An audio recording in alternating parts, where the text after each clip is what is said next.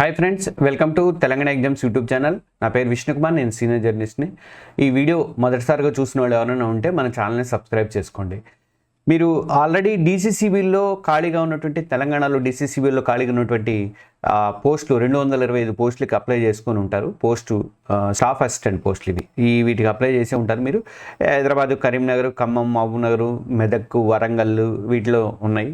ఇవన్నీ మొత్తం క్వాలిఫికేషన్స్ మీరు నవంబర్ 6 వరకు అయిపోయింది కాబట్టి అందరూ అప్లై చేసి ఉంటారు. అయితే దీనికి సంబంధించి నేను ఈరోజు ఒక స్టడీ ప్లాన్ ఒకటి ఇద్దామని చెప్పేసి ఒక ఆలోచన వచ్చింది. దాని గురించి నేను ప్రిపరేషన్ అవుతున్నారు కాబట్టి మీకు యూజ్ఫుల్ అవుతుంది ఇప్పుడు ఈ టైంలో ఇవ్వడం వల్ల అని చెప్పేసి నేను అనుకొని ఈ వీడియో అయితే ఇస్తున్నాను. వీడియోలోకి వెళ్ళే ముందు మీ అందరికీ మరోసారి విజ్ఞప్తి, మన ఛానల్ని ఇంకెవరైనా సబ్స్క్రైబ్ చేసుకోకపోతే సబ్స్క్రైబ్ బటన్ కొట్టండి. అలాగే ఈ లైక్ చేయండి. మీరు కంపల్సరీ లైక్ చేస్తే ఎక్కువ మందికి యూట్యూబ్ వాళ్ళు సిఫార్సు చేయడానికి అవకాశం అనేది ఉంటుంది. ఇక డీసీసీబీ స్టాఫ్ అసిస్టెంట్ ఎగ్జామ్లో మొత్తం 160 ప్రశ్నలు ఉంటాయి.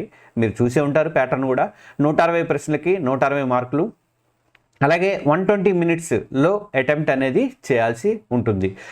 అంటే నెగిటివ్ మార్కింగ్ కూడా ఉంది కాబట్టి చాలా జాగ్రత్తగా మీరు చేయాల్సి ఉంటుంది. ప్రతి తప్పు ఆన్సర్కి కూడా 0.25 అనేది మార్కులు అనేవి పోతాయి. కాబట్టి మీరు 4 తప్పులు చేస్తే 1 మార్క్ వెళ్ళిపోతుంది. కాబట్టి డిటెక్ట్ అవుతుంది మీ దాంట్లోంచి, అసల్లోంచి మీరు రాసిన దాంట్లోంచి మీకు వచ్చిన స్కోర్లోంచి డిటెక్ట్ అవుతుంది. కాబట్టి జాగ్రత్తగా ఉండాలి. బ్యాంక్ ఎగ్జామ్స్ కంటే దాదాపు ఇట్లనే ఉంటాయి.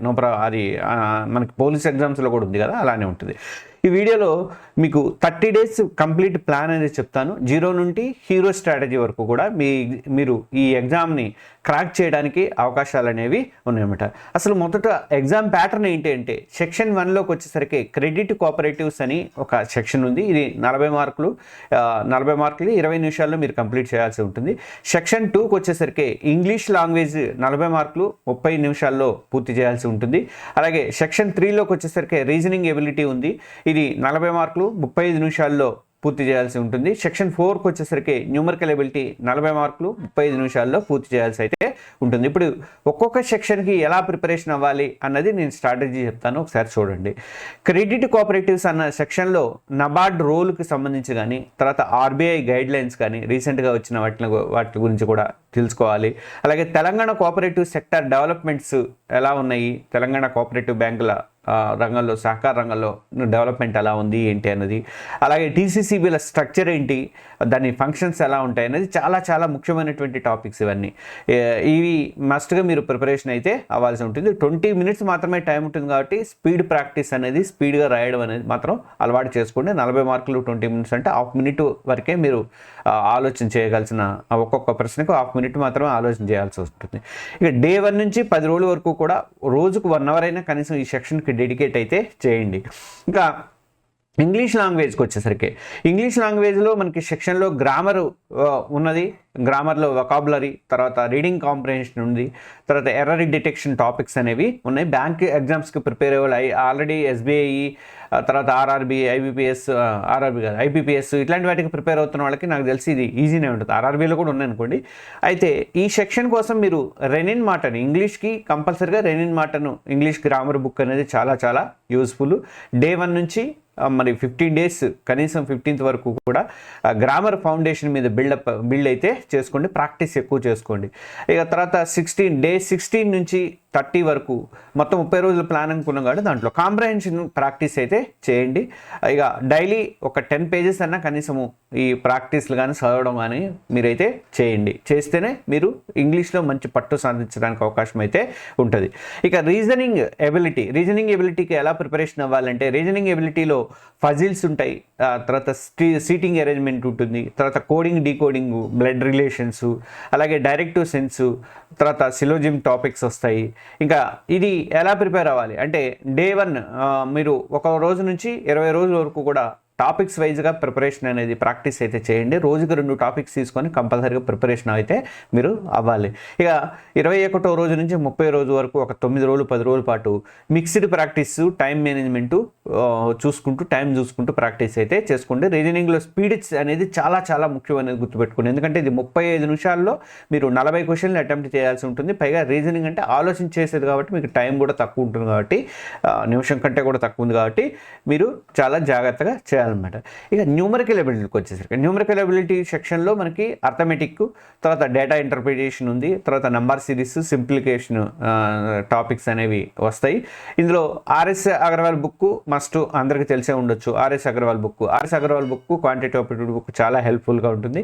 డే 1 నుంచి డే 15th వరకు కూడా ఫార్ములాస్ మెమరైజ్ చేసుకుంటూ బేసిక్స్ ప్రాబ్లమ్స్ అనేది సాల్వ్ చేసుకుంటూ ఉండండి. మీరు బేసిక్స్ మీద పట్టు సంపాదిస్తే ఈజీ అవుతుంది న్యూమరికల్ ఎబిలిటీలో మార్కులు తెచ్చుకోవడం.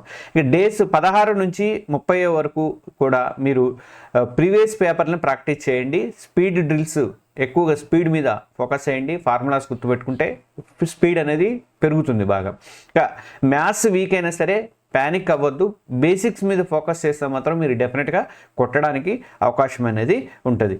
మనము డీసీసీబీల్లో స్టాఫ్ అసిస్టెంట్లు సంబంధించినటువంటి ఈ ఎగ్జామ్ పేపర్ ఎలా ప్రిపరేషన్ అవ్వాలని చెప్తున్నాను నేను ఇప్పుడు.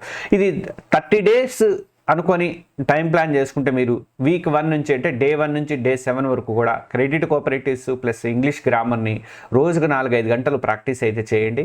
అలాగే వీక్ 2లోకి వచ్చేసరికి, 2వ వారంలోకి వచ్చేసరికి మీరు రీజనింగ్ బేసిక్స్ ప్లస్ మ్యాథమెటిక్స్ ఫార్ములాస్ని ప్రాక్టీస్ చేయండి. రోజుకు 5-6 గంటలు మాత్రం వీటి మీద దృష్టి అయితే పెట్టాల్సి ఉంటుంది. ఇక వీక్ 3లో మాత్రం ప్రత్యేకంగా ఆల్ సెక్షన్స్ రివిజన్, అన్ని సెక్షన్లు కూడా రివిజన్ చేసుకుంటూ స్పీడ్ ప్రాక్టీస్ మీద ఎక్కువ టైం మేనేజ్మెంట్ మీద మీరు ఫోకస్ అయితే చేయాల్సి ఉంటుంది. రోజుకు 6-7 గంటలు అయితే ప్రిపరేషన్ అయితే అవ్వాలి. ఇక 4th వీక్లోకి వచ్చేసరికి 4 రోజులలో మనకి మాక్ టెస్ట్లకి ఎక్కువ ప్రయారిటీ ఇవ్వాలి. ఆ వారం మొత్తం కూడా వీక్ ఏరియాలో ఉన్నటువంటి ఫోకస్ వాటి మీద, ఆ టాపిక్స్ మీద ఫోకస్ చేసుకుంటూ మాక్ టెస్ట్లు ఎక్కువగా ప్రాక్టీస్ అయితే చేయండి. రోజుకి 7-8 గంటలు దాని మీద ఫోకస్ చేయాలి. ఇంకా మాక్ టెస్ట్ల షెడ్యూల్ ఎలా ఉండాలంటే 22 రోజుల నుంచి 24 రోజు వరకు కూడా సెక్షన్ వైజ్ టెస్ట్లు అనేవి ఉండాలి.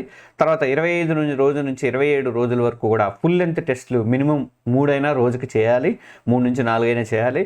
ఇక డేస్ 28 నుంచి 30 రోజులకు ప్రీవియస్ పేపర్లు, తర్వాత ఫైనల్ రివిజన్ అనేది చేసుకోవాలి. ఇక మీరు ఇప్పటికే ఆల్రెడీ స్టార్ట్ చేసి ఉంటారు అనుకుంటున్నాను. ఎందుకంటే November 6కే అయిపోయింది కాబట్టి స్టార్ట్ చేసి ఉంటారు అనుకుంటున్నా. నోటిఫికేషన్ వచ్చి కూడా చాలా రోజులు అయిపోయింది కాబట్టి మీకు కనీసం 30 days అయినా గట్టిగా ప్రిపేర్ అయితే మాత్రం మీరు నేను చెప్పినటువంటి ఈ ప్లాన్ని గట్టిగా ఫాలో అయ్యి మీరు ప్రిపేర్ అయితే మాత్రం మీకు గ్యారంటీగా క్రాక్ చేయడానికి అవకాశం అయితే ఉంటుంది. మీరు చేయగలరు కూడా, కానీ కన్సిస్టెన్సీ అనేది మాత్రం కంపల్సరీగా ఉండాలి. రోజు మీరు దాని మీద ప్రాక్టీస్ దాని మీద దృష్టి అయితే కంపల్సరీగా పెట్టాలి. ఈ వీడియో మీకు యూజ్ఫుల్ అనిపిస్తే మాత్రం లైక్ చేయండి. అలాగే ఈ వీడియోని మీ ఫ్రెండ్స్కి ఇతర వాళ్ళ గ్రూపులలో కూడా షేర్ చేయండి. మన తెలంగాణ ఎగ్జామ్స్ యూట్యూబ్ ఛానల్ ఇంకెవరైనా సబ్స్క్రైబ్ చేసుకోకపోతే దయచేసి సబ్స్క్రైబ్ చేసుకొని బెల్ ఐకాన్ అయితే ప్రెస్ చేయండి.